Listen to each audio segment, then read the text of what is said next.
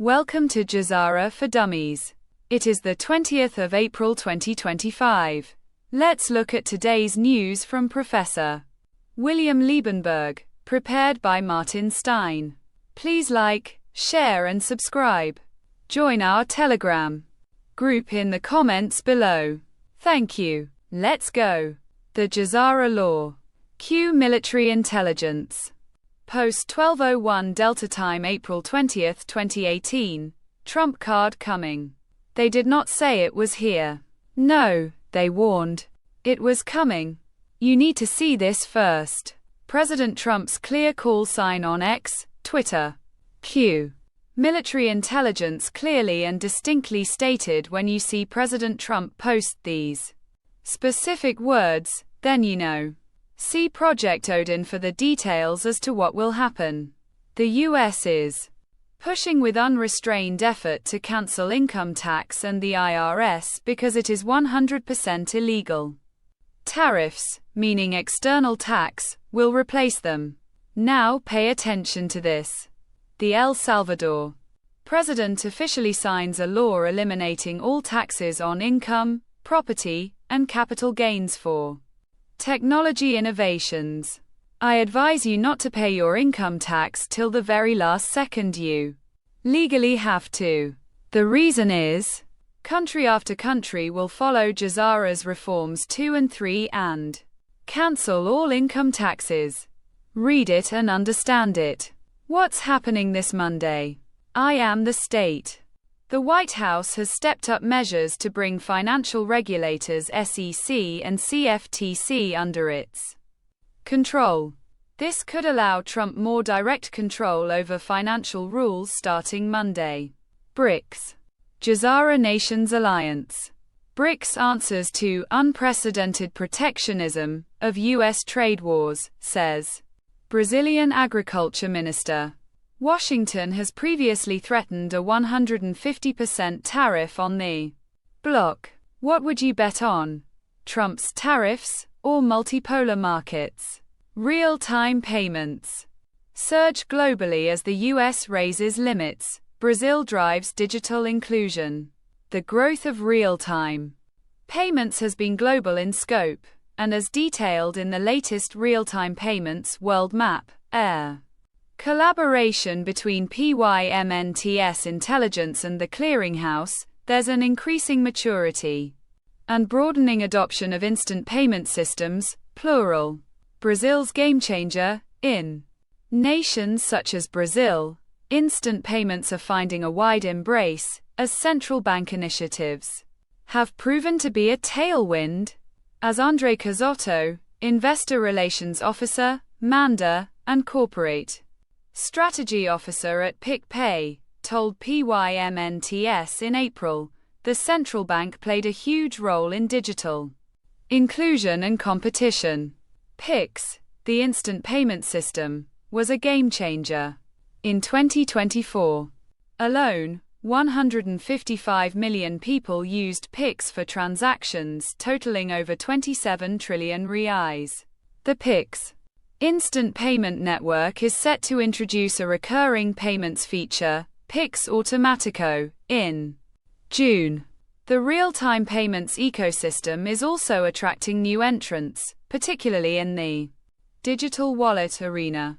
Social media giant X is poised to launch its X Money account in late 2025. Partnering with Visa to enable in-platform peer-to-peer payments linked to debit cards via Visa Direct. This move indicates the potential for significant disruption and expanded reach for real-time payments within social media platforms. What you need to know. Banks are still light years away from the quantum system. They are exploring it as proven, but implementing it is still a long way to go. Until quantum PCs, quantum laptops and quantum mobile phones have flooded the market, and you can buy them freely over the counter. Realize that quantum is still in the research and development phase for the user on the street. Yes, quantum computers do exist, but they are owned by major companies and not individuals. Research it. BRICS quantum banking. Blockchain and protection. This system can work directly on your normal mobile phone via Starlink. Anywhere on Earth as proven in Project Odin, meaning there is absolutely no need for a quantum phone when this system is activated. Facts matter.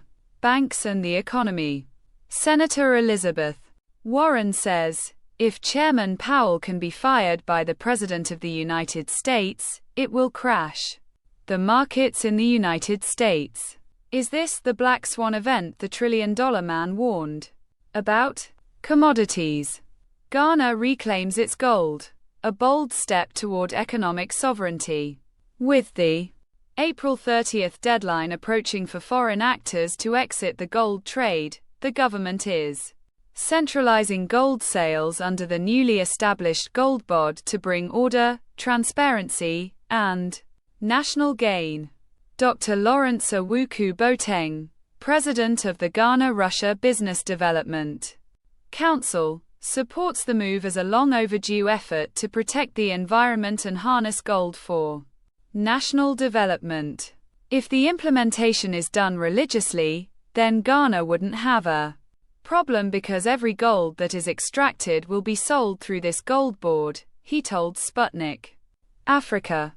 Gold Board will act as the state's exclusive buyer, paying in local currency and exporting the gold to earn foreign exchange. Awuku Boateng sees this as a timely, strategic shift. Payment systems. The international monetary system is defined by something very simple. Currencies float against each other, anchored in nothing but your trust. No gold. No peg. It is not a coincidence that central banks have bought 1,000 tons of gold for 3 straight years. The global safe haven is slowly breaking. Why central banks are turning to gold. The global financial system is not just shifting, it is starting to break down. That warning has since become a headline. What was once dismissed as contrariety, commentary by many is now being echoed by mainstream media across the world. The dollar's role as the global reserve currency is no longer unquestioned. For years, I've documented the growing dangers of the West's over-reliance on financial warfare. Sanctions. Reserve freezes. The weaponization of SWIFT. These weren't strategic tools of diplomacy. No. They were early signs of something deeper: desperation, fragility, and a crumbling world order. In just the past year, the US dollar has lost over 35% of its purchasing power against gold, driven by record central bank gold buying. This isn't a trend, it's a signal. Meanwhile, the BRICS nations are growing more coordinated, even as fractures widen among traditional Western allies. Across Europe and Asia, leaders are reassessing their exposure to a system that no longer feels stable. Increasingly, nations are recognizing that true sovereignty begins with one principle: zero counterparty risk. That path leads directly to gold. These developments aren't isolated. They are symptoms of a deeper monetary fracture. With trust evaporating, gold is no longer just a hedge. It's becoming the foundation of a new system. That's why my recent conversation with Matthew Piepenburg, partner at Von Greyerz, couldn't have come at a more important time. His perspective on gold, debt, the BRICS realignment, and the unraveling confidence in U.S. treasuries offered rare clarity in a world clouded by confusion and revealed what many are only just beginning to understand. Yields have actually been going up, not down, in times of stress, he explained. Why isn't the U.S. Treasury acting like a safe haven anymore? The answer, he says, lies in debt, which has buried the American economy. With over $37 trillion in federal debt and more than $100 trillion when household, corporate, and long-term entitlement obligations are included. The fiat system is buckling under the sheer weight of its own promises. There's not enough grease to keep those debt wheels spinning without bazooka money, without debasing the currency. That's why, he added, gold is being quietly re-monetized by central banks around the world, not as a hedge, but as a foundational reserve asset. Gold is now a Tier 1 asset. Central banks are not settling in it. They're moving away from fiat treasuries, he said. Controlled demolition by the alliance. The rise of BRICS and the global move away from the dollar. The fiat de-dollarization trend, long discussed in policy circles, has become an observable reality. In the wake of US sanctions against Russia, what began as an assertion of geopolitical power has accelerated a multipolar financial realignment. The alliance. Since the weaponization of the US dollar in 2022, 45 countries are now trading outside of it, Piepenburg told me. In readiness for Operation Sandman, 30 countries have repatriated their physical gold. That's not a coincidence, it's a reaction. He pointed to the critical shift that occurred when the US froze Russian central bank assets. For many governments, that action shattered the illusion of the fiat dollar as a neutral global reserve. The global safe haven is slowly breaking. Why central banks are turning to gold. When you weaponize the world reserve currency, he said, you undermine the very trust it depends on. Nowhere is this shift more evident than among the BRICS nations. Brazil, Russia, India, China, and South Africa. While rumors of a BRICS currency circulate around the world, Piepenburg clarified the group's actual intention. They don't trust each other's fiat currencies either, but they trust gold. The BRICS plan, he noted, isn't to launch a single currency, but rather to use a settlement system backed 40% by gold and 60% by local currencies kept in escrow. Fort Knox. The taboo that exposes the system. No discussion of gold's resurgence would be complete without addressing America's own reserves. The United States claims to hold over 8,100 tons of gold largely stored at Fort Knox. Yet, a full, independent audit hasn't been conducted in over 6 decades. Now, calls for transparency are gaining momentum. The President of the United States, Donald Trump, and Elon Musk have floated the idea of a live-streamed audit of Fort Knox. But according to Piepenburg, transparency carries risks. Be careful what you ask for, he said. I wouldn't go into combat unless I knew how many bullets I had.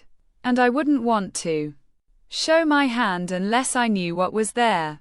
He believes the US may not be as dominant in gold holdings as it claims, and he suspects that China's reserves are vastly underreported. I'm fairly confident China has at least 10 times more gold than the World Gold Council says it does, he said, and probably more than the United States, unless we've been hiding a best-kept secret. What's at stake is more than optics. Gold is the ultimate BS detector, Piepenburg told me. It's a mirror held up to the system, and that's why they don't want to talk about it. Because it holds its value while everything else melts. A moment of reckoning. The fiat petrodollar framework is fracturing. Gold is being quietly repossessed as a strategic reserve asset. And US Treasuries, the once untouchable cornerstone of global markets, are being reassessed by the very institutions that once depended on them. The implications are profound. Central banks are no longer being quiet about what they are doing. They are moving quickly and deliberately toward gold. The real question isn't whether gold will rise, but whether the public will grasp what's driving the move. The cabal's fiat dollar must collapse to make room and create acceptance for that will save it. The new U.S. Treasury rainbow currency as per Jazara. Reform 10. The Black Swan event could be the Fort Knox audit proving there is no gold, putting their blame squarely on the cabal that stole America's gold. But do not worry, the elders specially donated the gold to the GCR. That sums up your Sunday news. Have a great week. See you tomorrow.